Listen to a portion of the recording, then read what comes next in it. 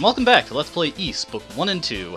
Last time, I stopped real quickly to do a bit of a grinding session. It wasn't too bad. It took a bit longer than grinding in Jira's basement. It took about 20 minutes. But basically, I just went until the experience rewarded by the enemies around here started to drop. Every time you hit the ceiling for diminishing returns on experience, or the threshold, I guess, it just halves. The enemies around here gave 60 and 62 experience a pop, and then after I hit a certain threshold, which is level 53, it dropped in half. You might notice my gold count is pretty low, and that is because I invested in the equipment at the Ramia Village store, the reflex armor, and the hyper cutter. So that bolstered my offense quite a bit. Once you hit level 53, every experience level from this point on will require 5,000 experience, except for the last one, which requires 4,999. So yeah, also we're going to be running into diminishing returns on experience pretty quickly at this point. Now just one more thing I wanted to show off. I actually discovered a little Easter egg that I had no idea was in the game, but if you press the menu button on the status screen, it alternates between the level up sound effect and the game over sound effect. I have no idea why that's in there. I had no idea about it, I just discovered it by complete accident while grinding. It's a weird little Easter egg. Anyways, every time you enter this room, Dallas gives you the same spiel. But this time, we're just going to ignore him and walk on past. And we find out his advice is not an empty threat. And he turns us into quite the hideous monster, and we lose out, I believe we lose out on the benefits from our equipment. However, we can still use our magic, so we at least are not completely defenseless. You may notice that the monster form is one of the monsters we encountered way back when in the mines, or rather the shrine areas. It was the slime monster that we encountered. Now, as for the grinding that I did, that was going to be the last major grinding I'm going to be doing for a little bit. There's just one more grinding session towards the end of the game, and I'll explain my reasoning for that one when I get to it. Now, the reason we're heading into the canal is because we were told that the humans who were imprisoned here managed to escape and snuck off into the canals until they could figure out what they wanted to do. The main reason we're looking for them is that they have a key to all the doors in the shrine. If you had taken the time to explore the areas throughout the shrine, you would come across a lot of locked doors. So we're going to need that key if we want to actually make any headway in this shrine. And ideally, we also want to undo this curse. Perhaps they'll have some hint for us on there.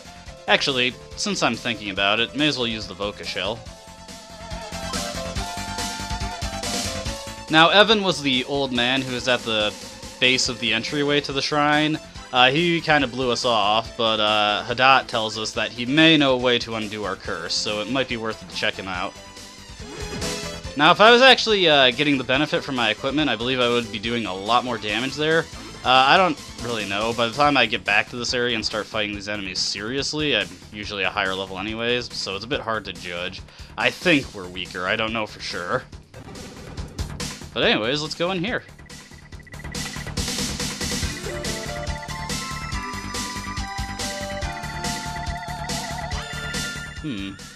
Looks like they don't trust us. And this is Adol speaking here.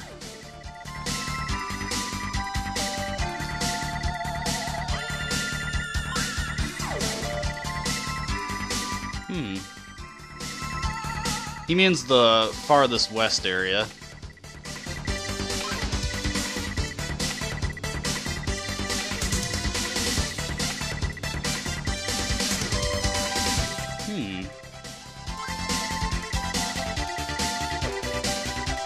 Now, if we went to Evan straight away, he would tell us about the Sacred Cup, but he would not tell us where it's located, so it's in your best interest to find the runaways to learn the location of the cup. And once we have the Sacred Cup, we can return to human form and get all the benefits therein. But, let's see. What was I gonna do? Oh, yeah.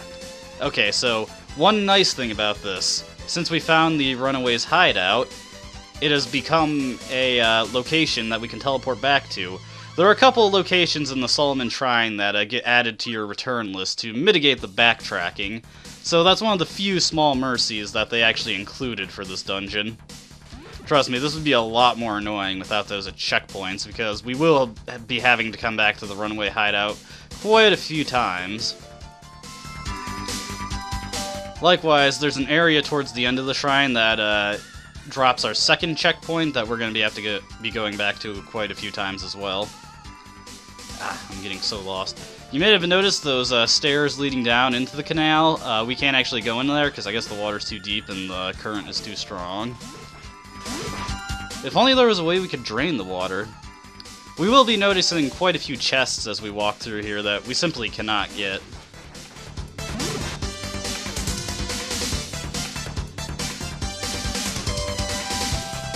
It's a bit confusing to get through here, but honestly, I find the canals to be a bit easier to get through than Solomon Shrine. Huh, what's this door? Sea dragon, huh? Perhaps we should keep that in mind. But yeah, the canals actually aren't that bad. Mostly it's okay because the enemy density isn't as high and they're a bit easier to deal with.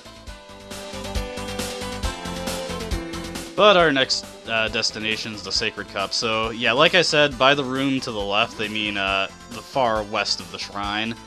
The room we're looking for is on the 3rd floor.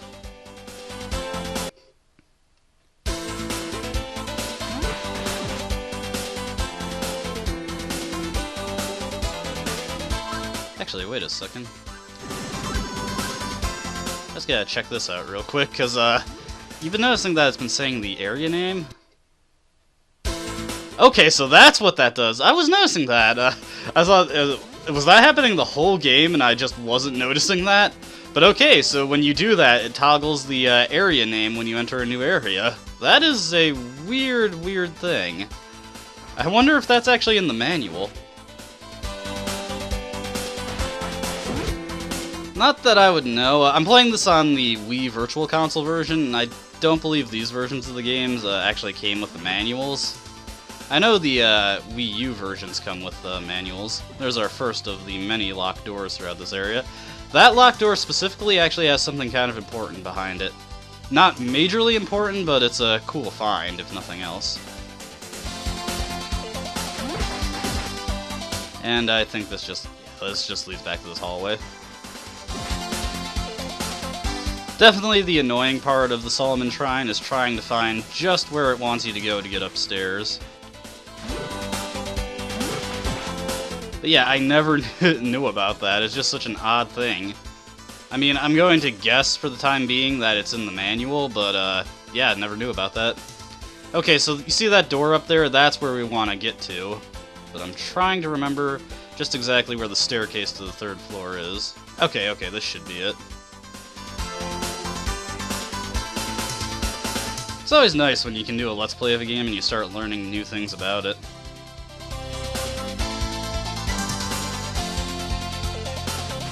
Alright, let's get this guy out of the way. When I first got here, it actually took me a while to notice that the fireball spell was upgraded, and I thought it was acting weirdly because I wasn't able to cast it as quickly as I was before. Alright, so we get in this room. The wall pattern is different, and there's a chest, but it disappears. Now, they said that this sacred cup belonged to Dabby, who is the priest of light. So, if we use the magic of light, the chest comes back into existence. That is the only other time we have to use the light spell. Yeah, so you use the light spell once at the very beginning of the game to light up those notches on the doors. And then you use it here to reveal that chest. It's very easy to forget you have the light spell at this point. There was a guide on GameFAQs that had like description dumps for how the spells were described in the manual, and it was one of the things that the light spell was described as doing was lighting up people as well, like getting them to tell you stuff that they normally wouldn't. And I don't know if that actually is in the game proper. Anyway, now that we have the Sacred Cup, let's just go straight to heaven. That sure is.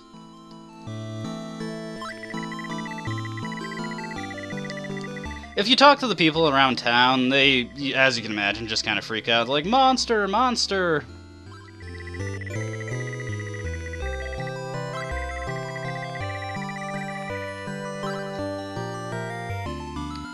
Alright, let's use the Sacred Cup. Undo this horrible curse. There we go. So yeah, that wasn't too bad of a diversion. Obviously, it takes a little bit longer if you don't know what to do. You can't even really be sure if getting turned into a monster is the correct thing to do. Anyways, back to the runaway hideout. Now that we're an actual flesh and blood human, hopefully they'll be a bit more agreeable to us. Hey, they know Keith. Pair of statues.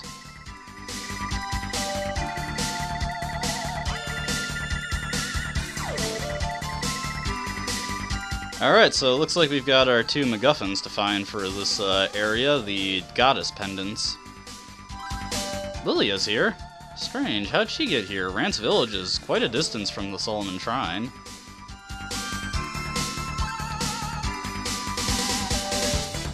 Just more people telling us about Maria, and here's Lilia. Is that really you, Adol? I never thought I'd see you again. Do you recognize me? I am Lilia from Rance Village. Not long ago I was caught by some demons as they were rounding up people in our village.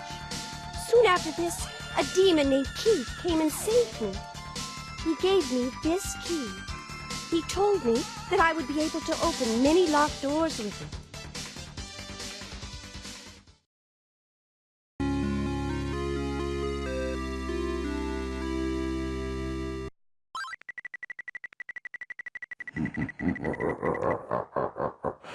You are a most helpful soul, aren't you, Adol? You have led me to the hideout of these rambunctious runaways. These people have learned all too much about this forsaken land, so of course I cannot permit them to live. However, I do have a rather big heart, and I am going to let you watch as I turn their bodies and souls to ice-cold stone.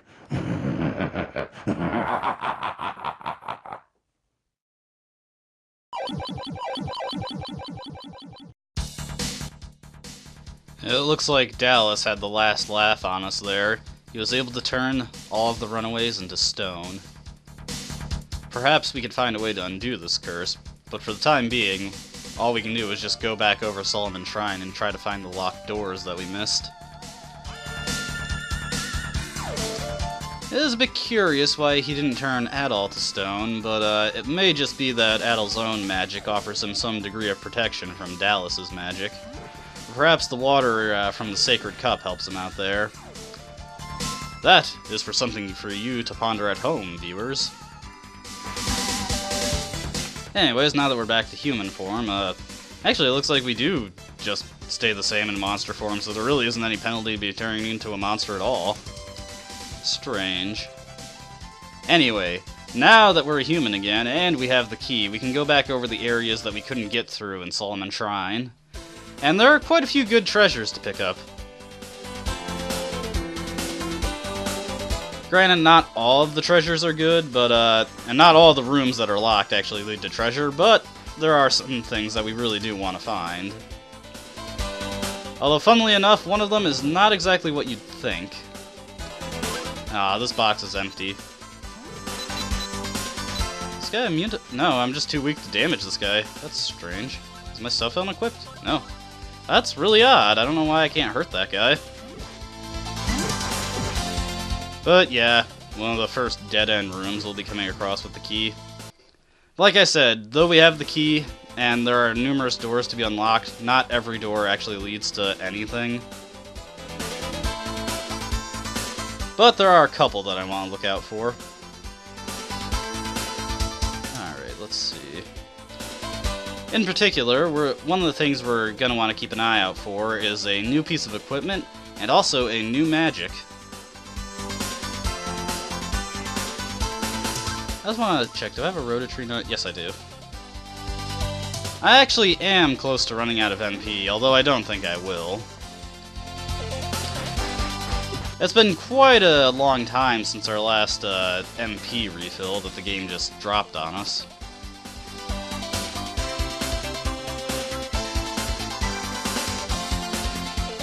Lots of dead-end rooms in the Solomon Shrine. Okay, this is actually something I wanted to find. You see this right here? This is another Rototree Nut spawn area.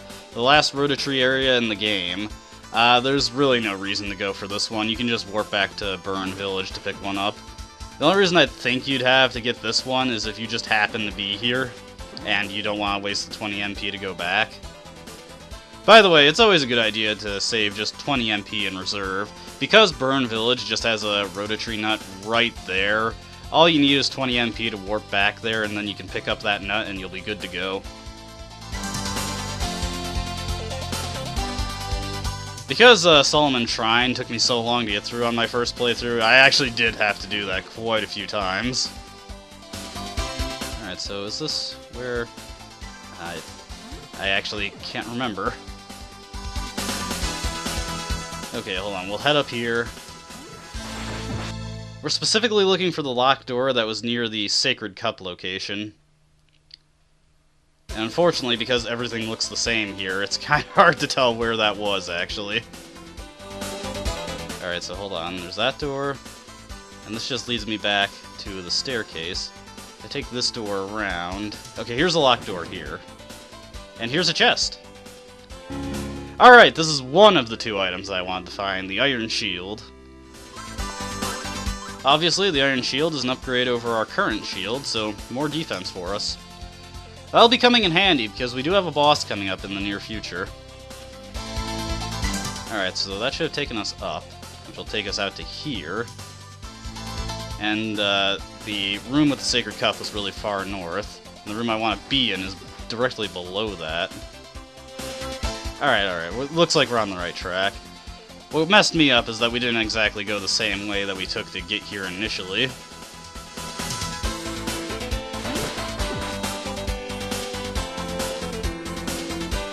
Alright, so this should be where the other treasure I was looking for is. In here, we find the Magic of Time Stop. Let's go test this out.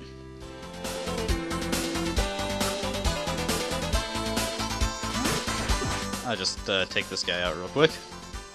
Alright, Magic of Time Stop, widely considered the worst magic in the game. You equip it, and everyone stops moving, and it doesn't have too high an MP cost. As you can see, it just drains while you have it equipped.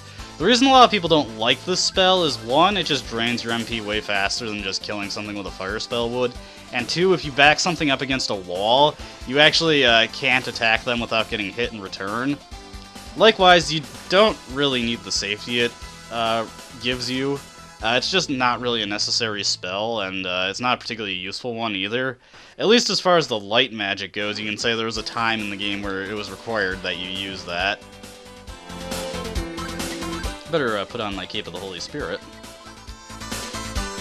Alright, let's see.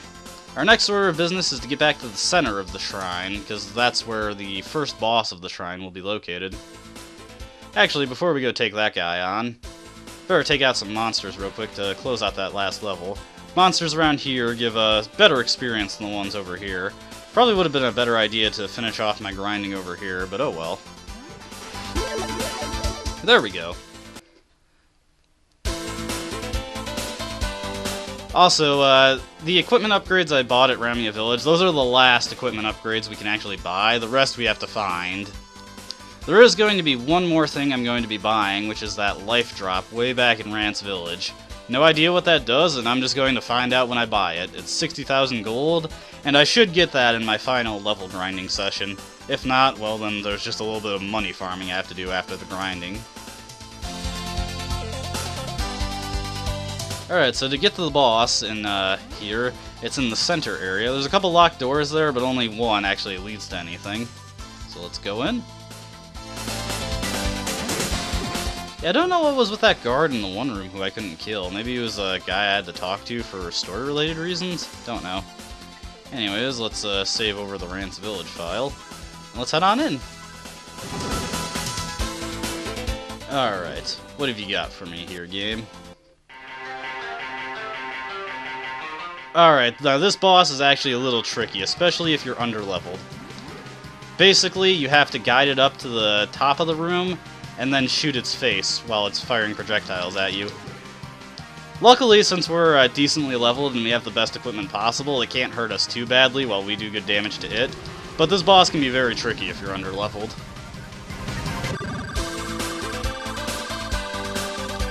There we go. Pretty easy fight. And we get an MP restore as well. Nice. How much experience do we get? Only 3,500, not that great. Let's see what we got in here. If you remember correctly, when we stand in front of the goddess statues, our scroll of guidance changes. Let's see what it's got for us now.